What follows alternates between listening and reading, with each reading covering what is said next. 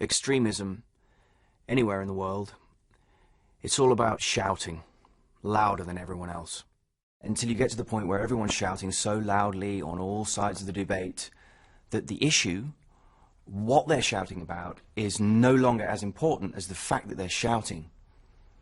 And that's when the focus is lost, and that's where people get hurt.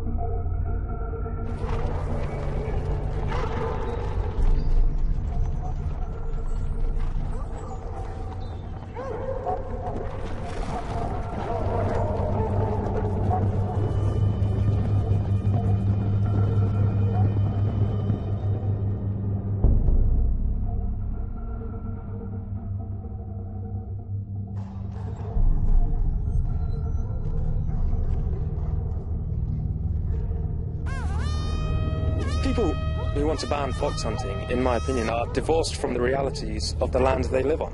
And this hunting community will not, they will fight this law, this unenforceable law. And I personally am prepared to fight it for as long as it takes, actually whatever it takes. I will never ever give in.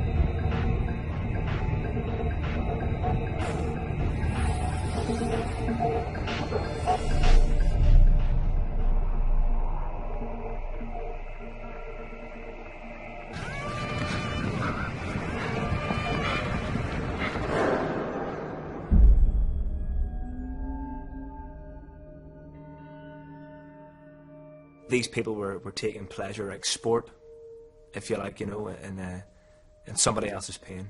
I had no idea who they were or what they wanted. There was nothing we could do. A part of me does feel trapped on that island.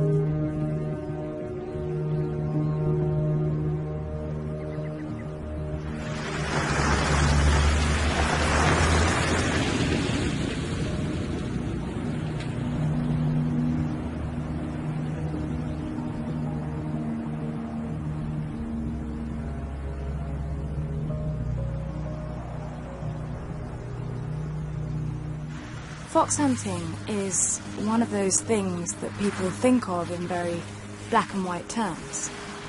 You're either pro or anti. Lucas was the face of the pro-hunting movement in Britain. Even when we were kids, he'd be mucking out the stables after school. By saying very publicly that he would keep hunting, whether it was legal or not, Lucas made himself a target. The sense of having a calling was very strong in him. He got that from his father. Stewardship and spirit of the land. If you look after it, then it'll look after you. For him, the act of hunting was an act of reverence. Of worship, if you like. Lucas had received death threats.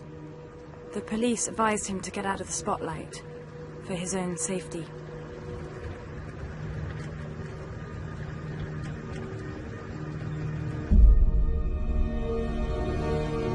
The Isle of Mull is one of the most remote spots in the UK. We wanted isolation. We wanted to be in the middle of nowhere. In a way, we trapped ourselves.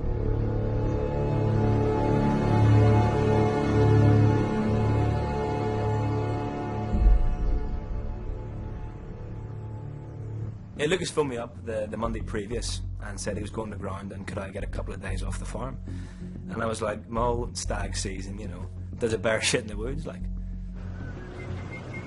And if a week stalking deer was going to keep my mate out of trouble, well, I was there like a shot. The lady of the manor was getting ready for the ball when she spied a tinker pissing up against the wall. Lucas had asked me to drive his brother Charlie and Charlie's girlfriend Eve. Size of 3 and a yard and a half of foreskin hanging down below his knee. She wrote to him a letter, and in it she did say... I was surprised when Lucas said Charlie was going to be there. I'd never known Charlie to be there for Lucas, you know, ever. It was great to get that call from Lucas. You know, I'd literally put oceans between me and, you know, what's left of my family. And I'd burned my bridges. And I was very aware of that. The trip, as far as I was concerned, was about Lucas. And Charlie is about Charlie. I just don't think it was the best time for the prodigal son to come back with his trophy. I met Charlie at an exhibition of his work a few months before in New York. Really powerful conflict photography. And I was really struck by him. I think by then I was ready for the whole romance idea again. And I just thought, okay, sure, why not?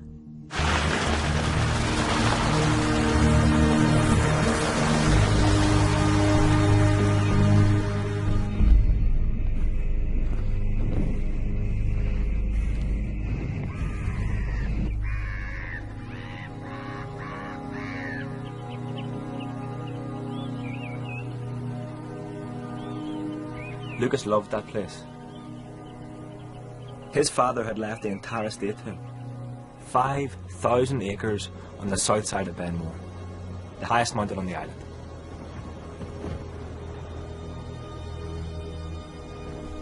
We loved just mucking about together, you know. We come from very different backgrounds, but something connected us. That time of the year on Mull, it's called the rut. It's all about sex. You see, the male stags, they're roaring. Keep the rival males away from their winter harems, you know.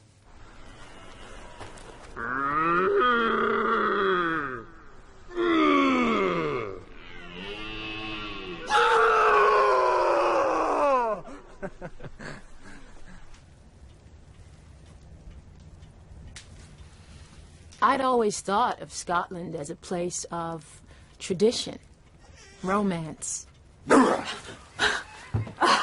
My friends thought I was crazy, going halfway around the world for a guy.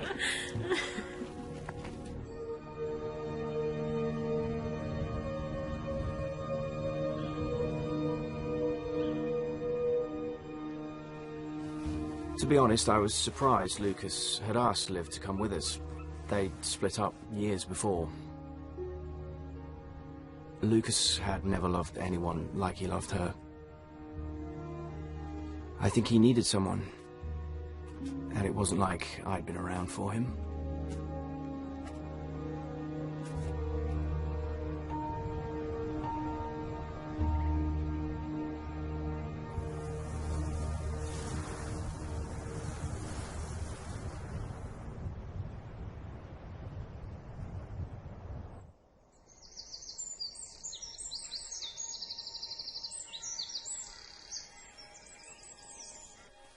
Lucas was up and about early that first morning.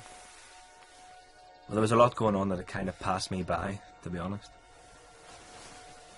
Their parents' death had affected Lucas and Charlie in totally different ways. Luke was the younger brother. He was left to fend for himself. Charlie just upped sticks, left the country. Luke hadn't seen Charlie for years, and that had been the time he needed him most.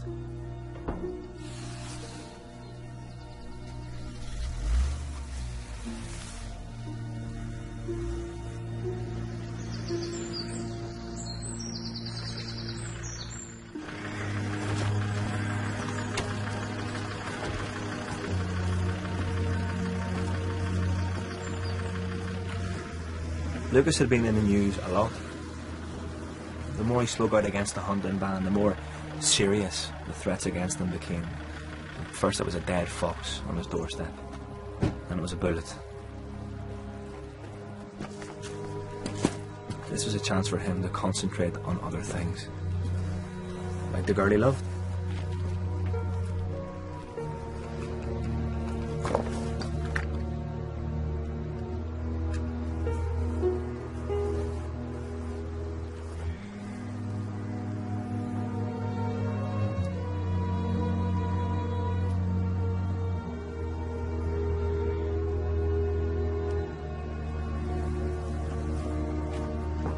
His father proposed to his mother in that room. This was a massive moment in his life.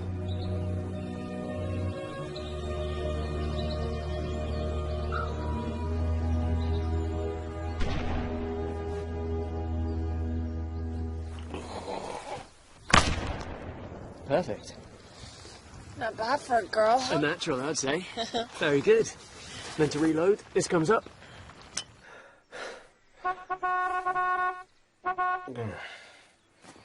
If you believe in going up onto a hill and getting your hands dirty and looking for your own food and catching it and then sharing it with people and just being part of that really kind of ancient cycle, then there's no better place.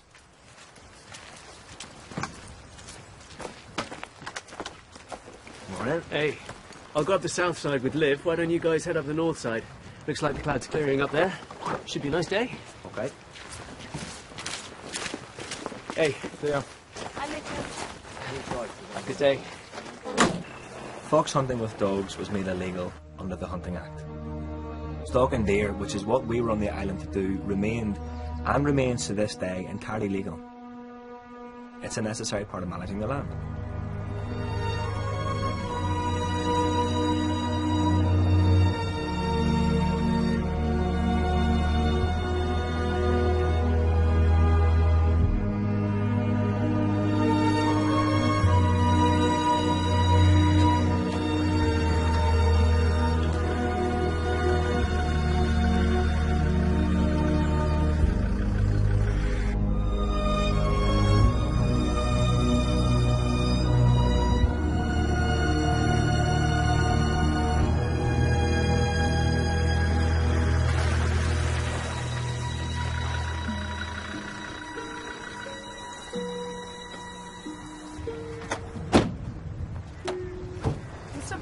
Yeah. Want to show you something?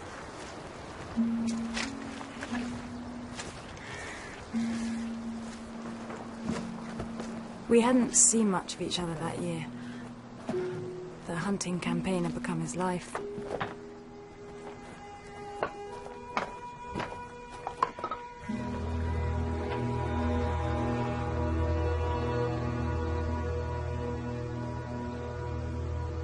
We'd been crawling through bogs and ditches, and it started to get cold.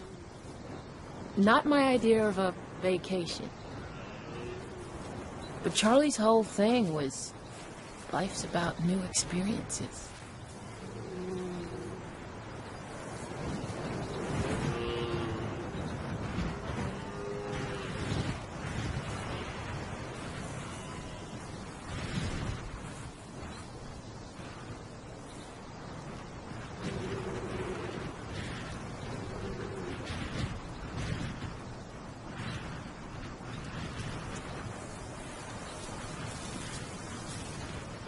Well, you're trying to shoot a stag from about 100 yards. You're talking about a .308 caliber stalking rifle. That is the power of a 10-ton truck and the thickness of a biro.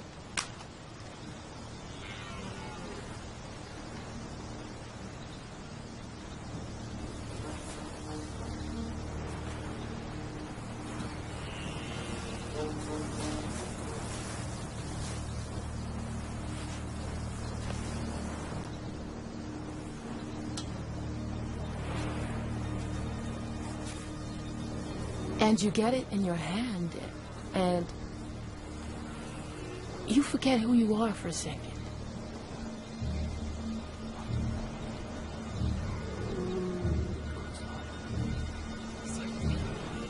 It's so close, you could reach out and touch it. It doesn't even know you're there. And I remember thinking, can I do this?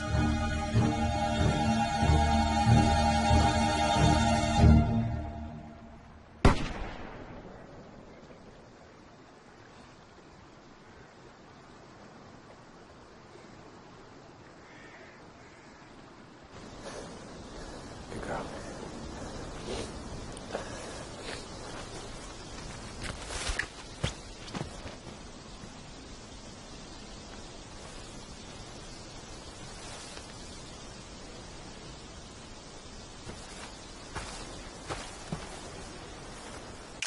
I don't like killing, full stop.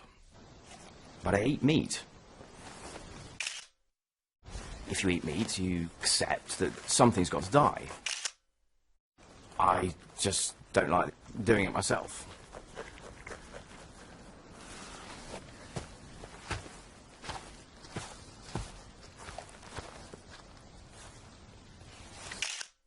That's called blooding. It's just tradition whenever someone gets their first kill. I don't think she minded.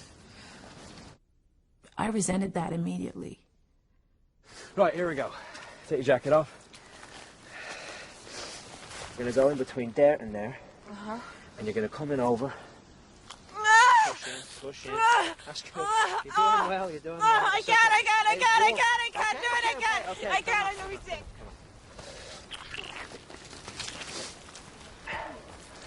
Okay. You did well.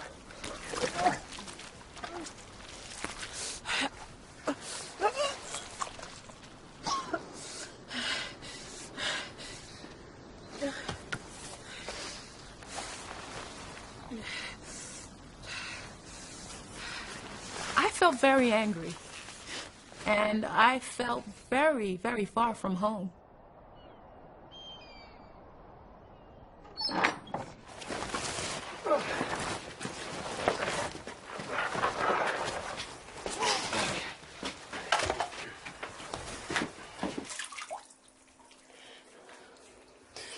One, two, three. Once more. One, two. In the city, right, an animal's your pet. Meat is something you have for dinner. It's sealed up and it's guilt-free. But someone has to kill it. What's the weight on that one? That's just a fact. 240.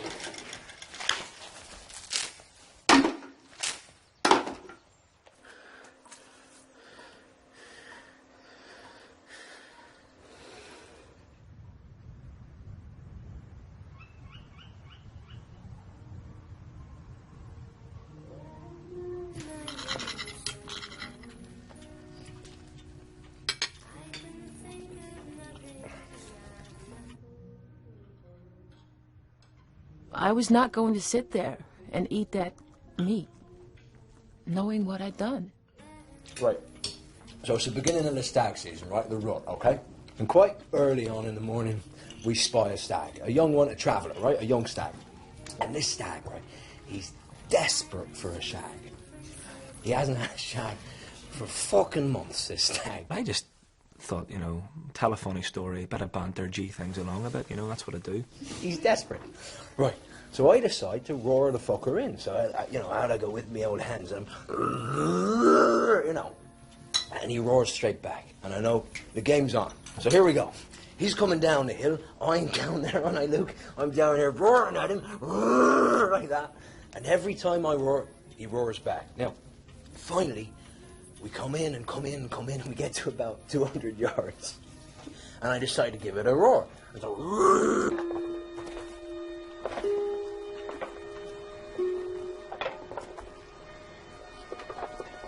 It's a sun thrush nest. Up we go. Lucas.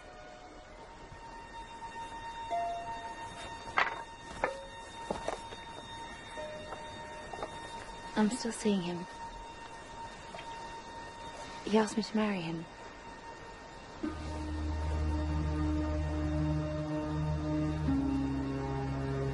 you love him? Yes. I'm sorry. get to about 200 yards. And this fucking stag, he's so excited.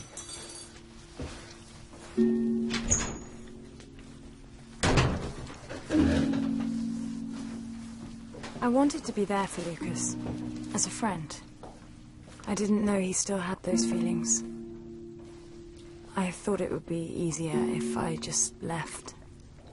It was too late. I'd missed the last ferry by 20 minutes. 20 minutes changed my life.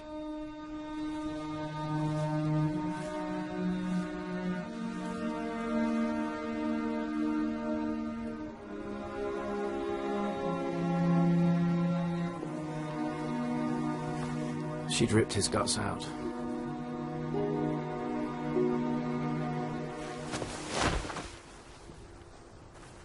Luke!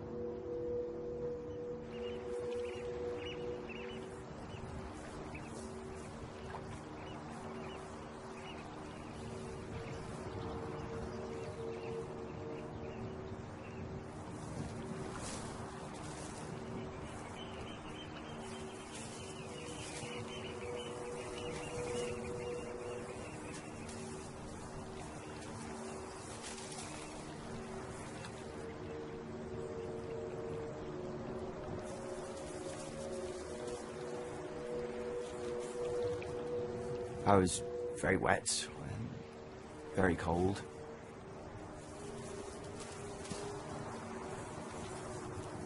Felt very unsteady.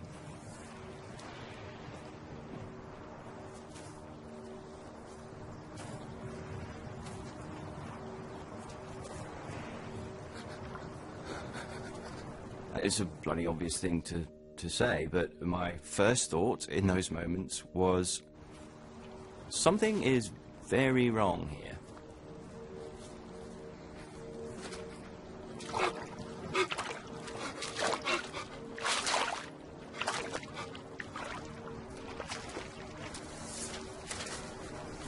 I had cramp in my arms and my legs. Cold affects your ability to think and make decisions, but I knew I had to try and orientate myself. Your relationship with the landscape changes instantly. This is not picture postcard stuff anymore. This was mid-October. People have died on those hills in full kit.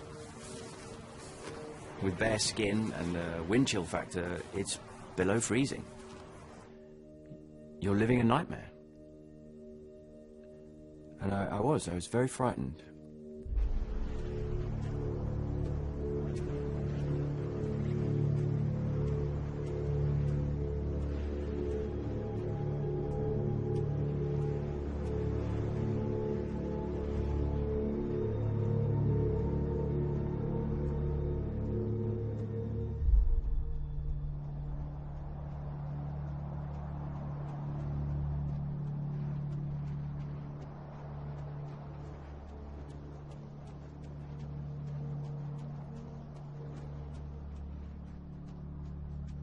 I had scratches up my arms and I was very, very cold.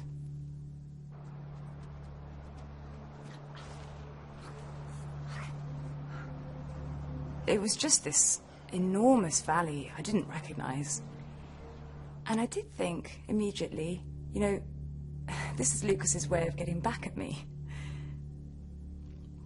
To see it as a schoolboy prank in the absence of any other plausible explanation, that was my first instinct. My feet were very cold, very cut. And I could see Ben Moore, and I knew that meant that I wasn't far from the house. And I thought, bugger it, you know, two can play at that game, or I'll make my own way back.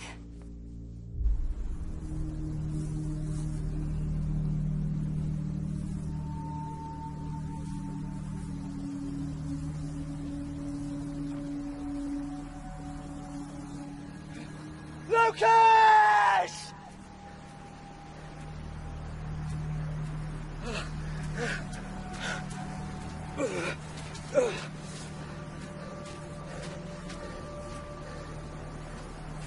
I wish I could say that was the first time I'd woken up in my pants with no idea where I was or how I got there.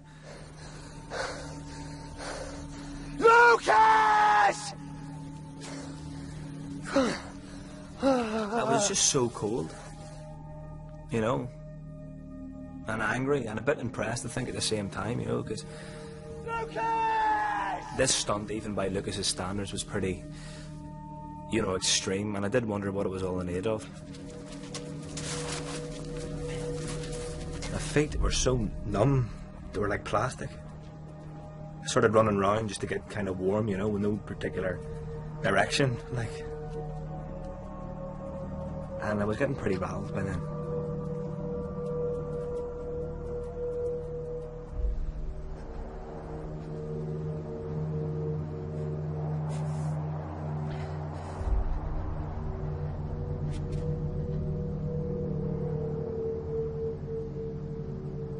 I think I was confused more than angry. I thought about just sitting and waiting, but the wind was just too much. I was very cloudy-headed.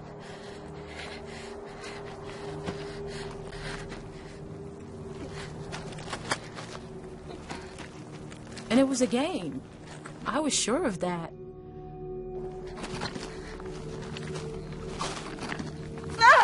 Okay, guys, you can come out now, you know. Is this British humor?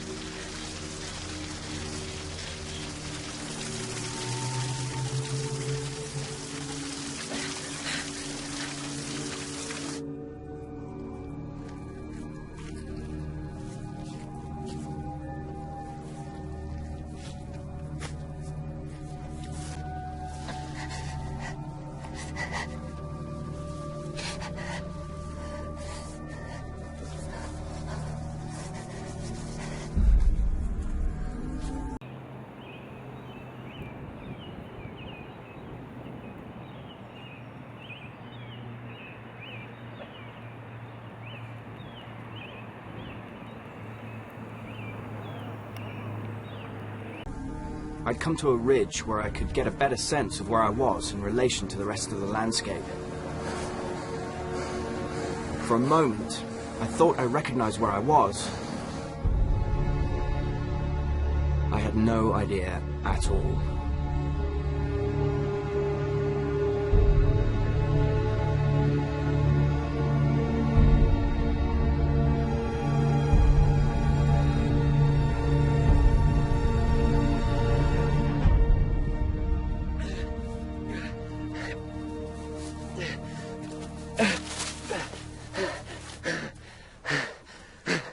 I was cold, I was hungover, or I thought I was hungover.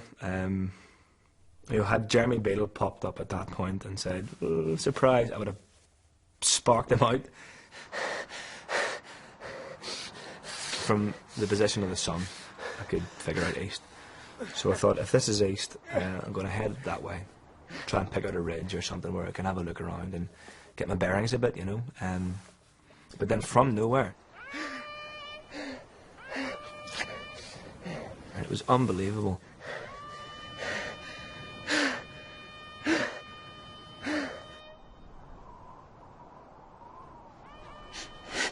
And I thought, I know what that is. That's a fox hunting bugle. And at that point I thought, I can have you for this, Lucas, you know. I didn't hear any horn or whatever. What I heard was a shot.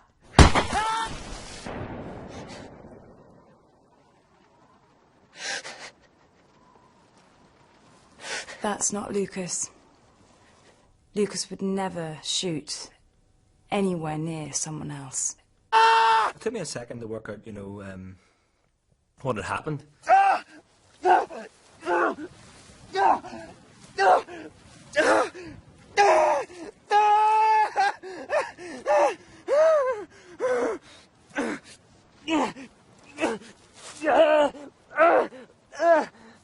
If that wasn't Lucas that was shooting at me, then who the fuck was? I was thinking there's got to be movement, and I'm usually pretty good at spotting movement on that kind of face, you know.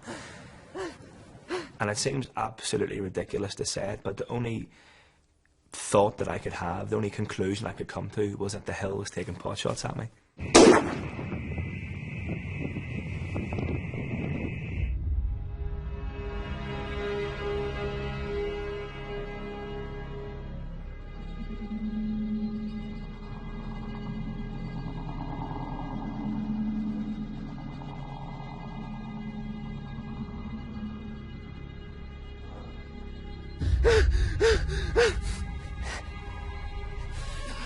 I couldn't see much without my lenses, but I was sure I saw something move.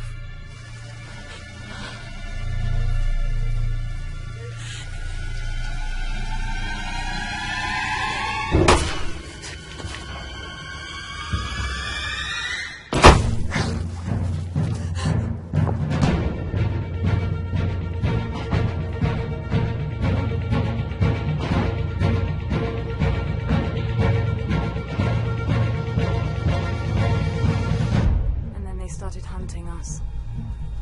For real.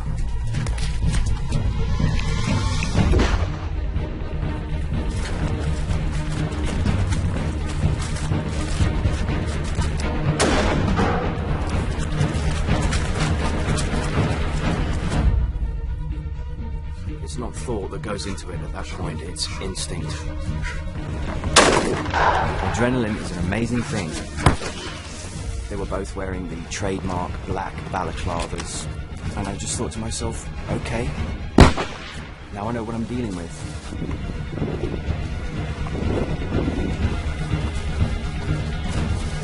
Bullets were hitting all around me.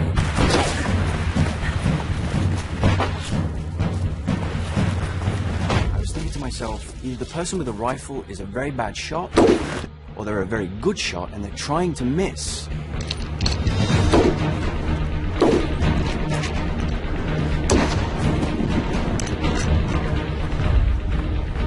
I just knew I was running for my life.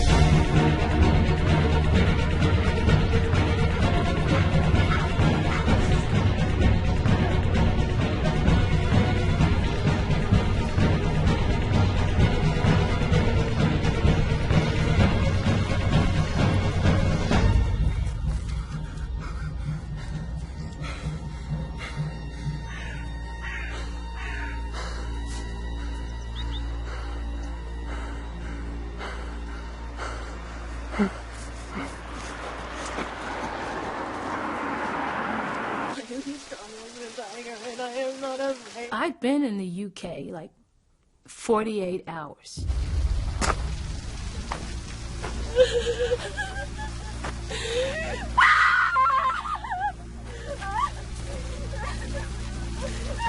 I'd staggered or crawled or whatever for about half a mile.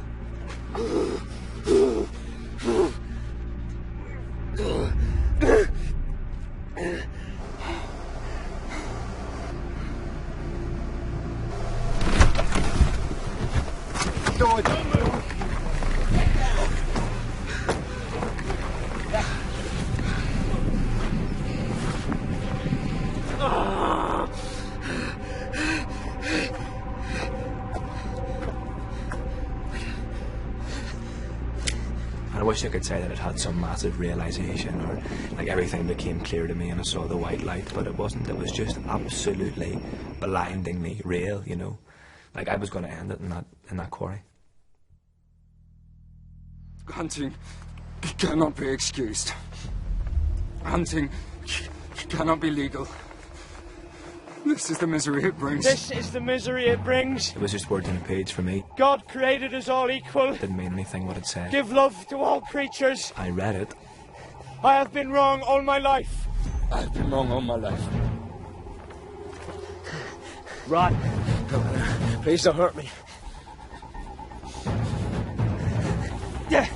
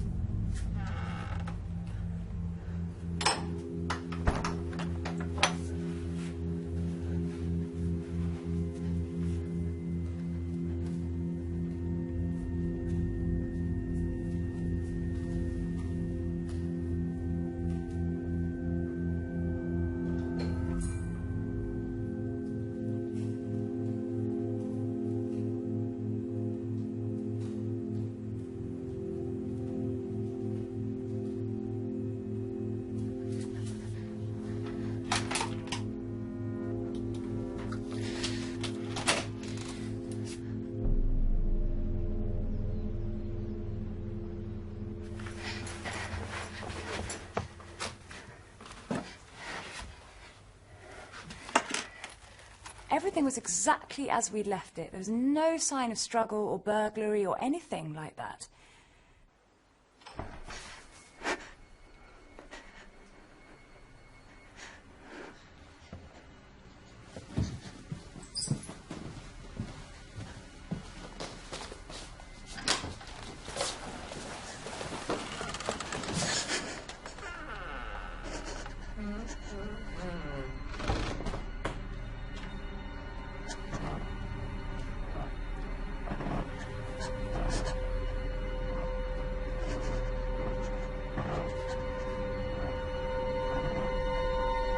Hello?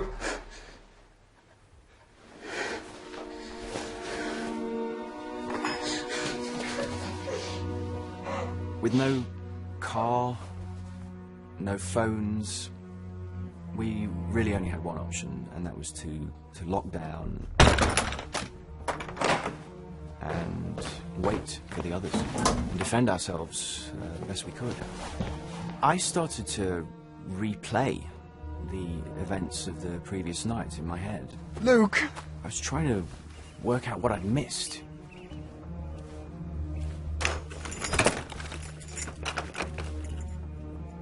There was so much about what had happened that didn't make any sense to me. And it stayed that way. Until later, when I saw the film.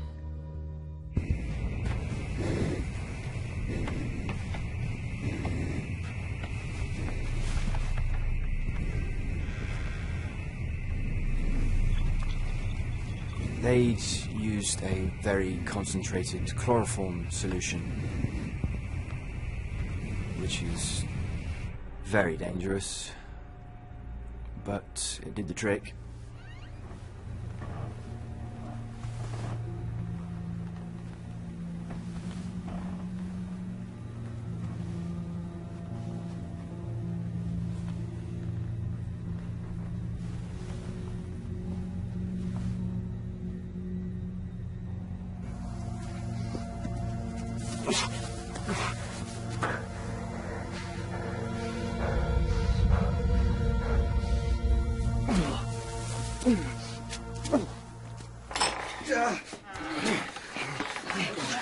Hold him, hold him.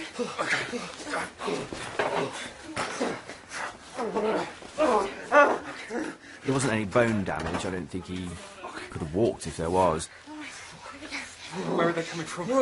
Ben, are they coming here? It was a laceration. Not from a bullet, I don't think. More like a shard of rock sheared off and sliced open his calf muscle.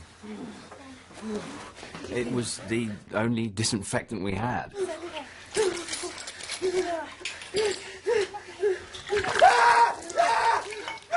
I perked up then, you know, because not being shot is a lot better than what I thought, you know. I was a bit embarrassed, I think, as well, because I had made a bit of a fuss.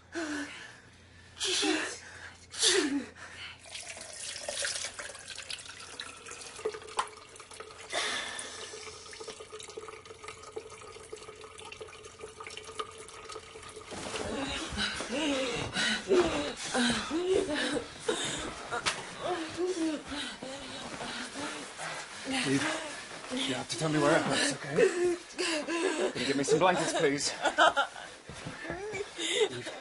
The feeling of being held. I remember that. She's in shock. We've got to keep her warm. And you're crowding up. Eve. And the relief. Ben, she's hyperventilating. Come back to me, Eve. Ben, Come you're on, crowding Eve. up. Ben, fuck off! She kept saying, "I'm sorry. I'm sorry." Over and over. And I wasn't sure what she meant by that. I'm still not 100% sure.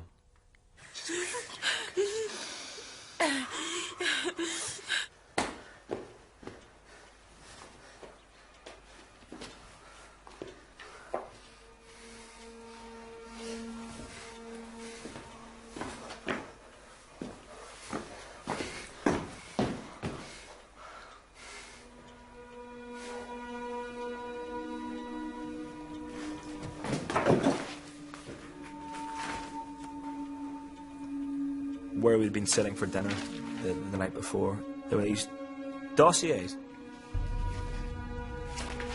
You know, I think that was probably the scariest moment of the whole ordeal, you know.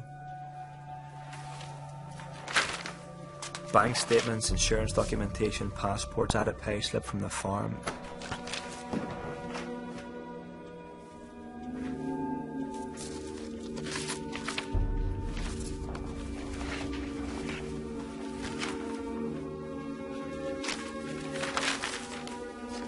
Every personal, private detail was included. I mean, it's shocking, really, to see how easy it seemed for these people to get even the most private picture.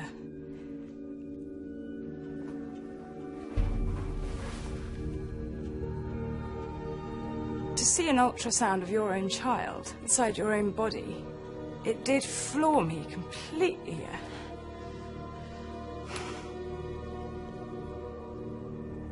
It really knocked the wind out of me.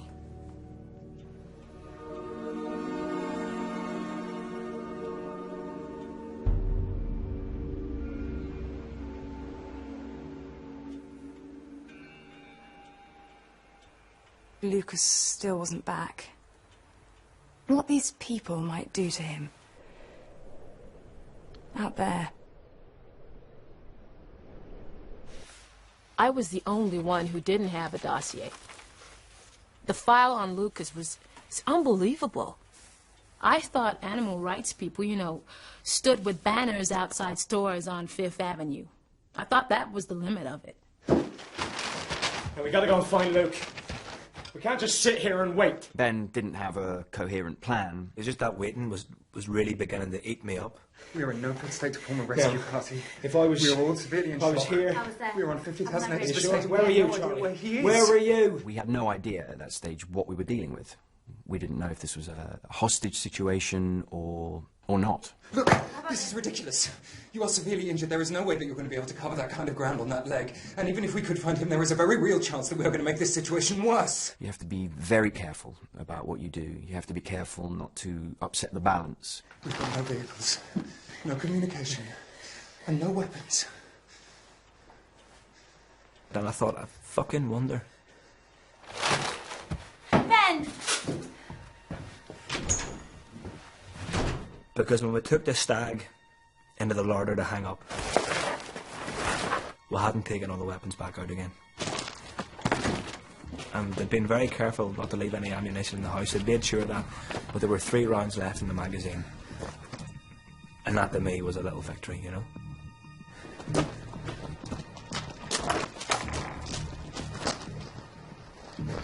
They didn't check the larder. Let's go. Ben, come back inside. Please. Ben, you have to come back inside. Ben! This is crazy. He's your fucking brother.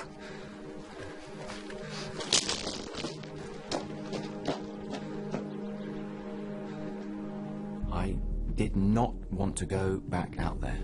And it was so angry about it, you know. It would be easy for me with my background to paint myself as the guy who stops the tanks to get the shot. Why he couldn't stick his neck out for anybody.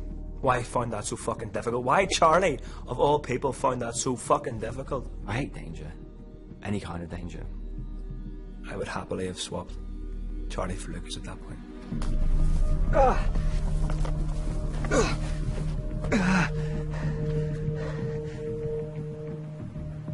I was prepared at that point to go to whatever lengths to get my mate back, you know.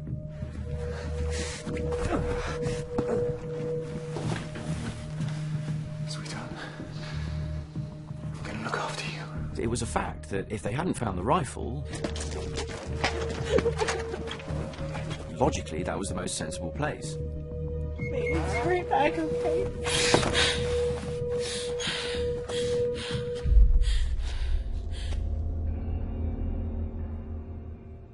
I hadn't seen the animal since I shot it.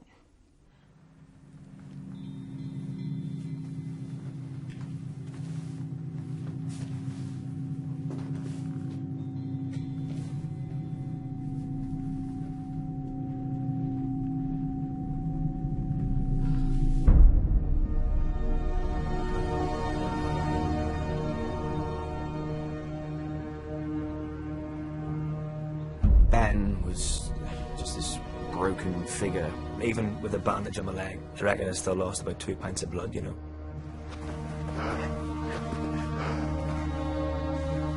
I can't do it. I can't do it. Come back. Ben, you gotta come back. We fucking lost him.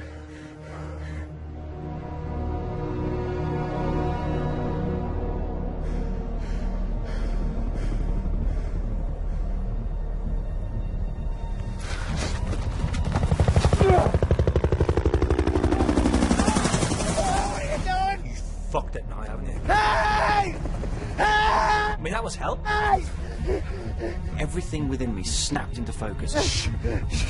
How they'd carried us to those remote spots. Wait.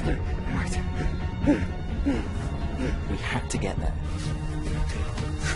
It was about 2 miles over boggy terrain. And I tried to keep up. Ben was doing his best. I just felt this nausea coming over me. On a badly injured leg. Every second counted.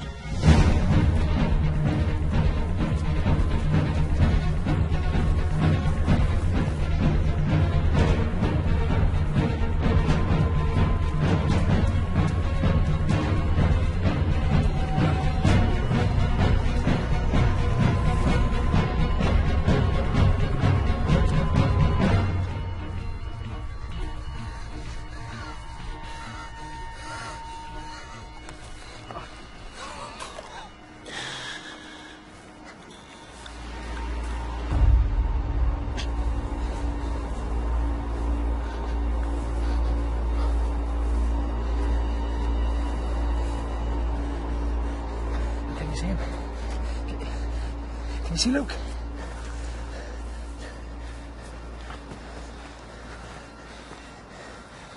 What can you see? We have to get lower. There was no plan. You're 2 normal blokes in an awful situation.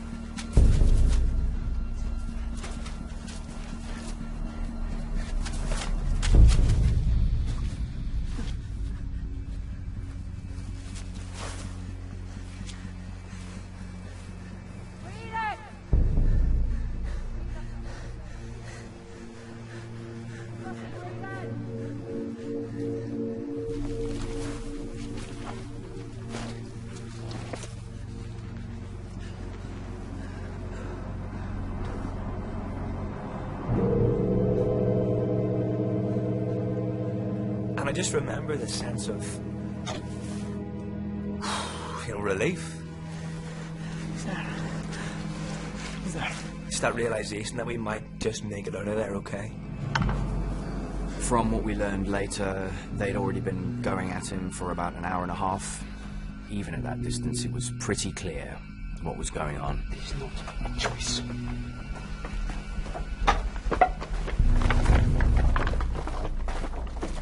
Switch it off. We've got enough. Without him, nothing. Fuck all. Worthless. And this obviously wasn't in the script. There was a time limit for them to get what they wanted.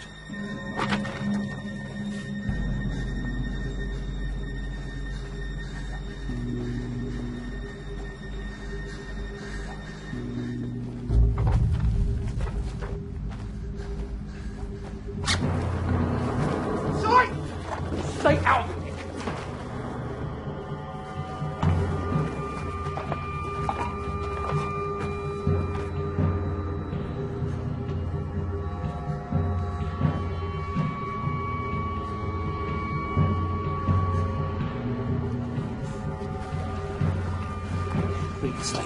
We said no!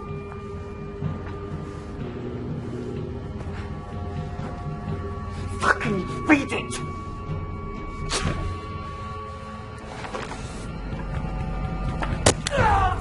Lucas knew what was at stake. He wasn't an individual. He knew what he represented to hundreds and thousands of people. No! even if he were to retract the statement later and say that it was said under duress, which it very clearly was, the damage would have been done. He would have been letting them win. As a photographer, you're a witness. You're not personally involved. And suddenly, it's your family. It's your backyard. And what are you going to do about it? You have to do something. But I wasn't full of ideas myself.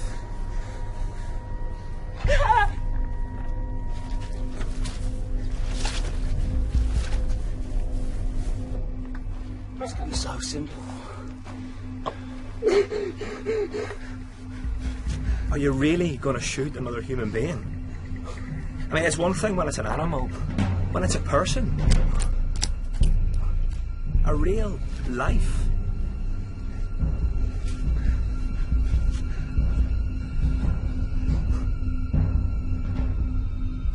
Slight breeze coming down off the hill.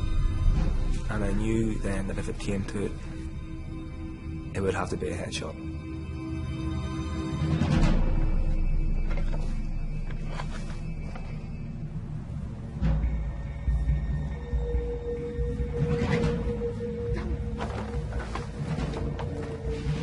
Jesus! Remember why we're here.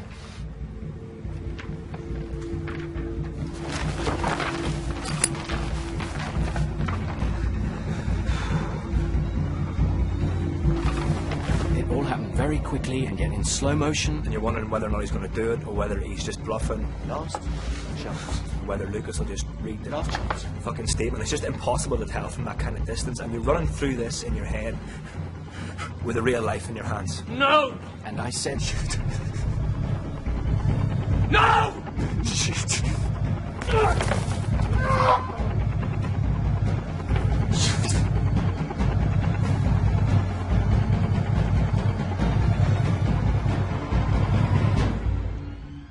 And a split second is a lifetime too late.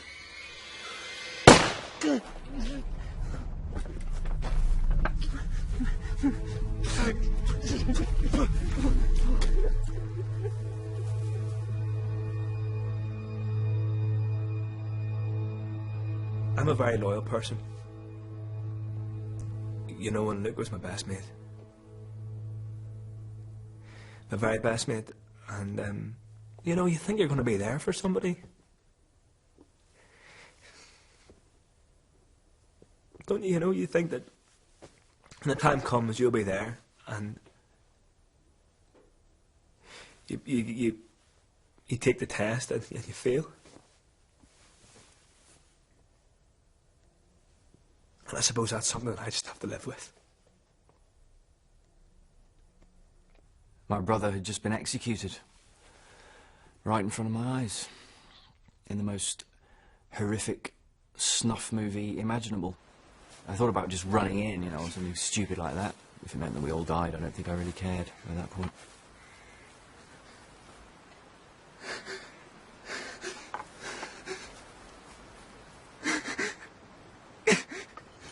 I couldn't believe what I was seeing.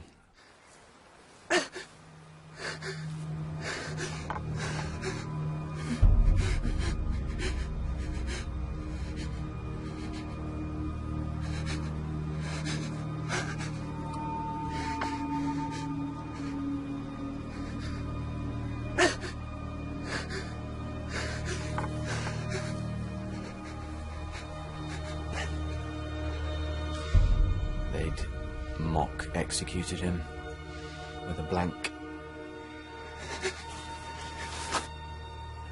Go to hell. This was his life. His faith. And nothing they could do was ever going to make him renounce that.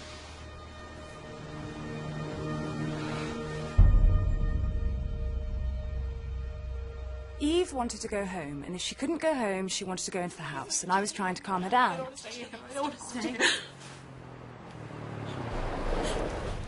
Oh my God, they're here.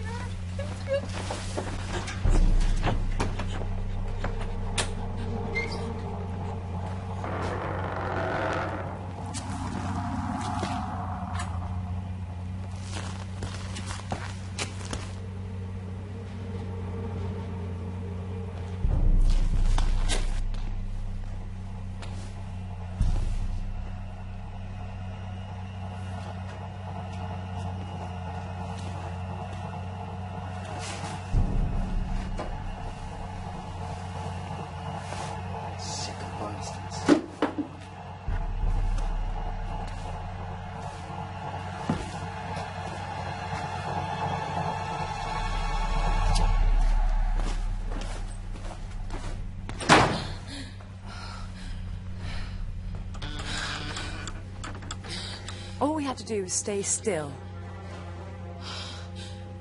That's all we had to do.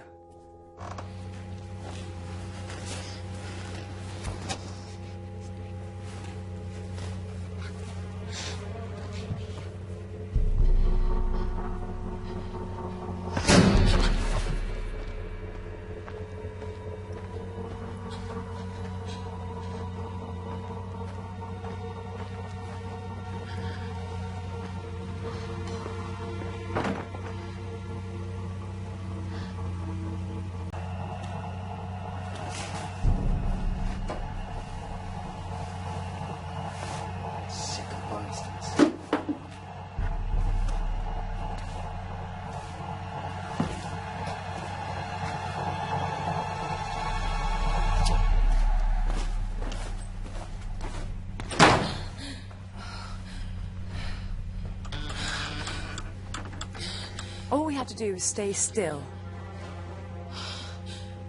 That's all we had to do.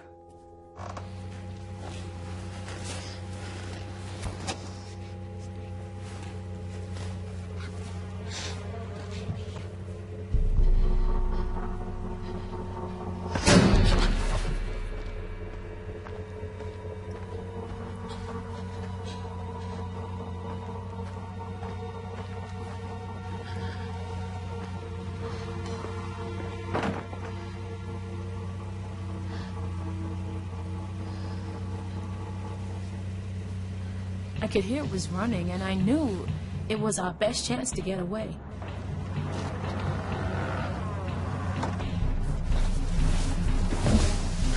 I could see a padlock, and if I could just shut it... There was nothing I could do to stop her. I was carrying a baby, and I just wanted to sit tight.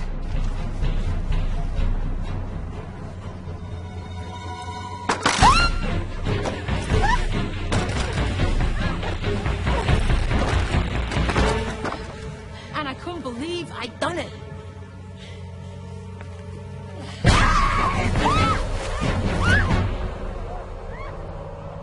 I bit and I did everything I could. It's bloody stupid.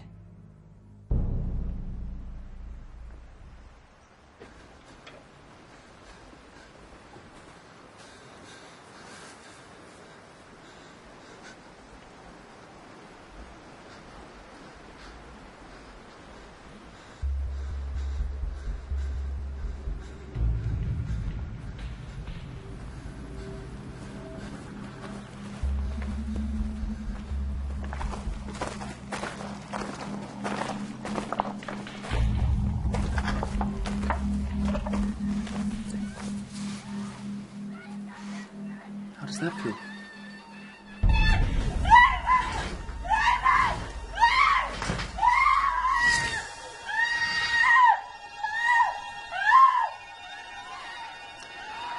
All I have to do is say the word.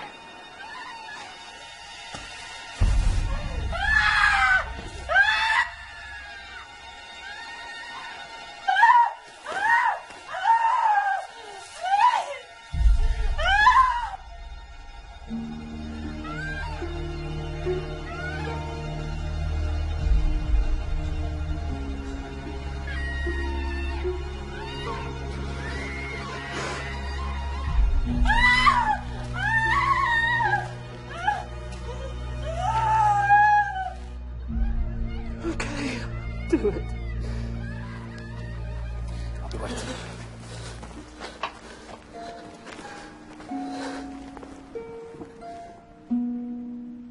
To die for your principles is one thing, but to ask somebody else to die for them, and that is a different thing altogether. And he loved her since he was a kid, like. And he wanted her to be his wife, and he had his heart broken by her. And I think he wanted to hold on to the one thing he thought was good in a world that was very, very against him. I've caused unnecessary suffering to animals. And I've taken pleasure in it. I know what that pain is. I understand it as if I were the animals I've chosen to torture. Hunting cannot be excused. Hunting cannot be legal. Hunting cannot be legal. This is the misery it brings. This is the misery it brings. God created us all equal. God creates us all equal. Give love to all creatures. I've been wrong all my life.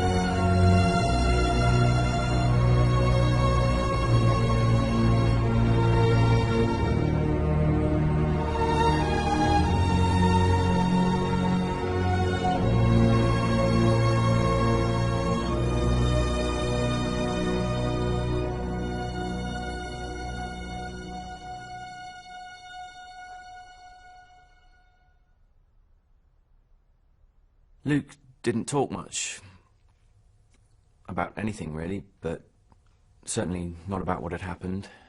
He was very thin and drawing into himself further and further.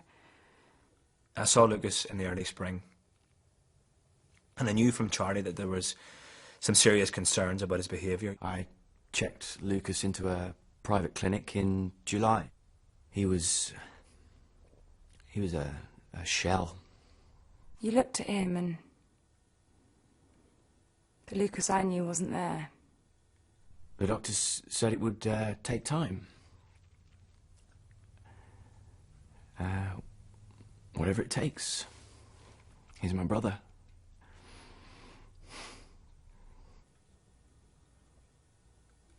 I do miss him.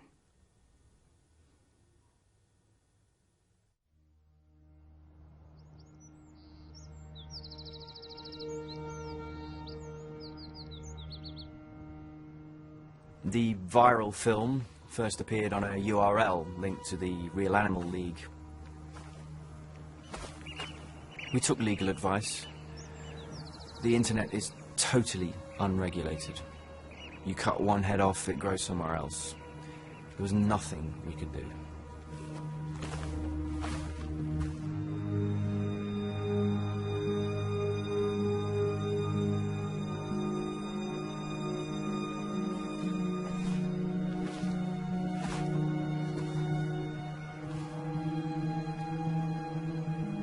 Somebody knows who did this. These people didn't just disappear.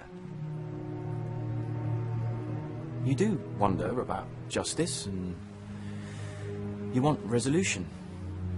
And you look at the world, and it says to you, these people win. Whatever anybody says, extremism works. And I think that's why we all agreed to do these interviews. It's why I've come back to Mull. To tell the real story of what happened to my brother.